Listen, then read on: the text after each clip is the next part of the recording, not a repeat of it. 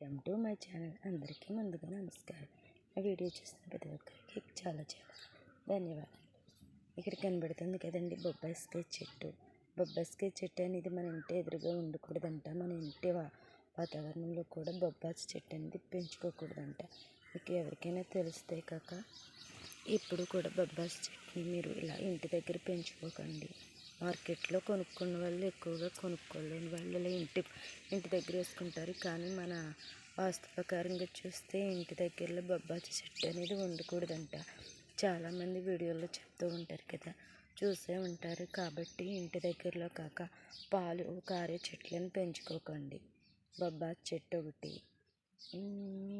అలాగే ఏం చెట్టు అంటే జిల్లేడు చెట్టు ఒకటి మన ఇంటి వాతావరణంలో ఉండకూడదంట. మన సంపదను హరిస్తుందంట. సరైన దిక్కులో మల్లంటు కూడా పెట్టుకోవడం వల్ల మల్లంటు వల్ల కూడా మన సంపదను ధరిస్తుందంట. మల్లంటుని కూడా ఈశాన్య దిశలో పెట్టుకోకూడదంట. ఈ వీడియో నచ్చినట్టయితే లైక్ చేయండి.